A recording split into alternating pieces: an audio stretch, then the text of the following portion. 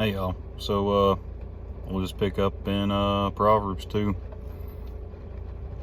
My child, listen to what I say and treasure my commands. Tune your ears to wisdom and concentrate on understanding. Cry out for insight and ask for understanding. Search for them as you would for silver. Seek them like hidden treasures. Then you will understand what it means to fear the Lord, and you will gain knowledge of God. For the Lord grants wisdom from his mouth come knowledge and understanding.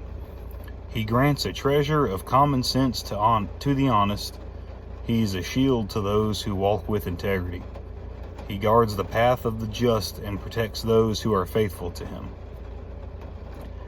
Then you will understand what is right, just, and fair, and you will find the right way to go. For wisdom will enter your heart, and knowledge will fill you with joy. Wise choices will watch over you.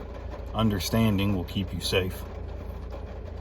Wisdom will save you from evil people, from those whose words are twisted.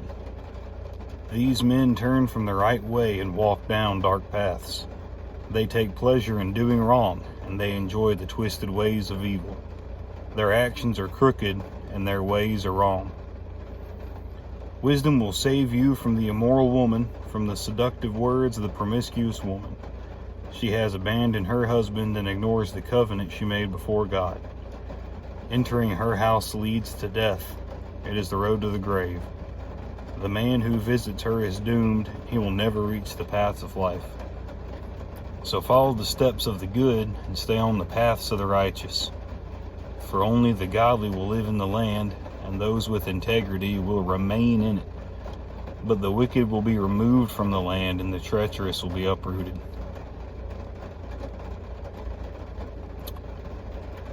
So yeah.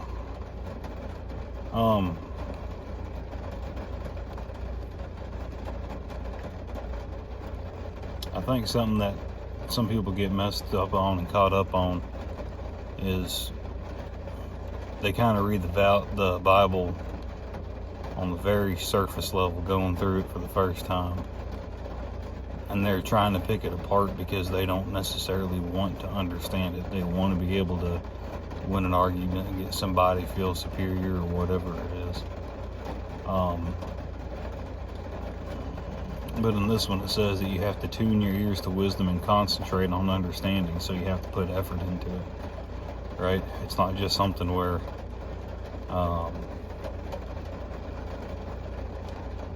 personally, I call them a road to Damascus moment, right?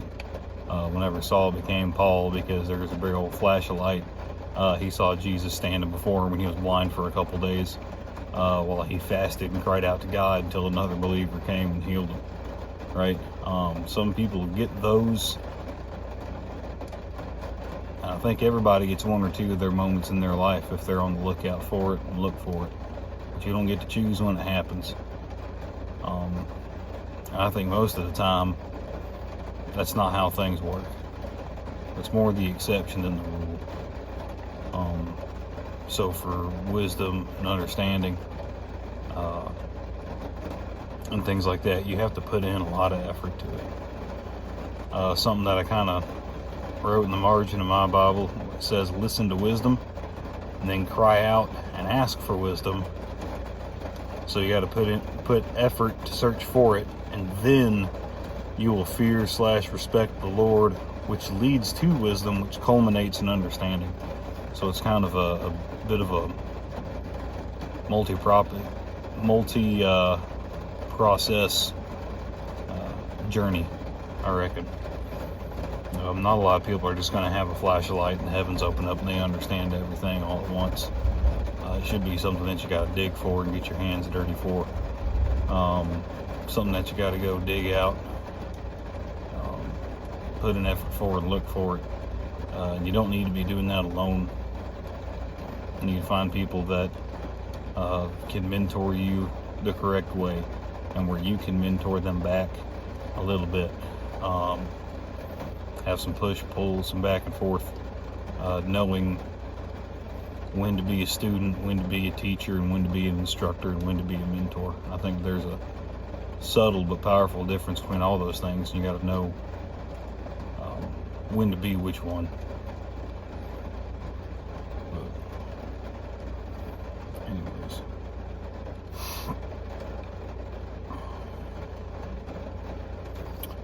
here's the thing that says near the end there, verse 21 of Proverbs 2, for only the godly will live in the land, and those with integrity will remain in it.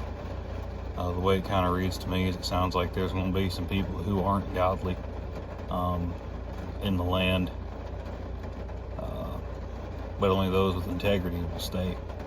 If you want to kind of think about it, almost like the church, there's plenty of people who aren't godly that are in churches, right? And that's not calling out any specific denomination or church around here, or any church I've been to or anything like that, right? Because church is supposed to be a place for the sick to come to and for people to learn about God and things like that. So there should be some ungodly people in your church. But I guess the real question is whether they remain ungodly while they're there or not. It says only those with integrity will remain in it, right? People are going to leave. Again, not calling anybody out or anything like that, but pastors and mentors and teachers and stuff like that in the church can give in to temptation and fall away and take people with them. They won't remain in that land, right? They won't remain as part of the body of Christ. I think that just because you are part of the body of Christ at some point, you're not always, unless you're putting in forth effort into it. And I don't think that, later on in the New Testament, it's not by works that anybody's saved. If you don't genuinely love Jesus or have him in your heart or follow his commands, it doesn't matter how many Sunday school classes you taught or anything like that at all. But it's the same kind of effort that you put in when you're married, right? You don't do the dishes to make your wife fall in love with you. You do the dishes because you love your wife, right? And I think that's one reason why God uses marriage as an example over and over and over and over and over again between his people and Jesus, right?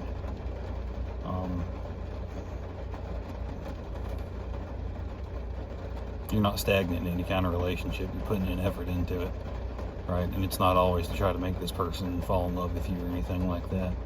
But it's to show them how much you love them.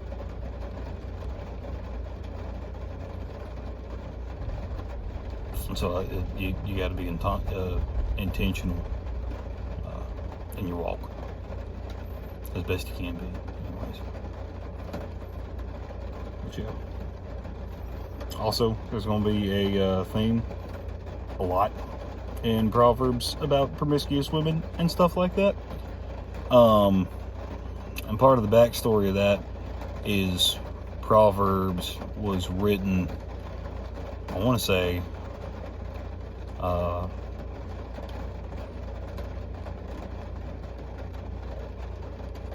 like one of the early kings of Israel is either David or Solomon, and it was written as kind of like a letter to his son for advice and a lot of that. And if you look at the story of David and Solomon,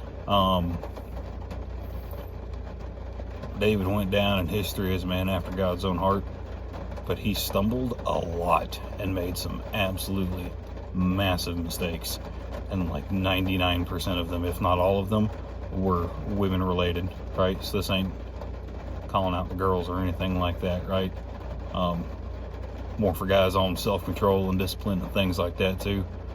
So yeah, might be some slightly awkward passages here and there, but I mean, just gotta watch yourself, right? Anyways, Proverbs 2. So, yeah. See how the rest of this goes.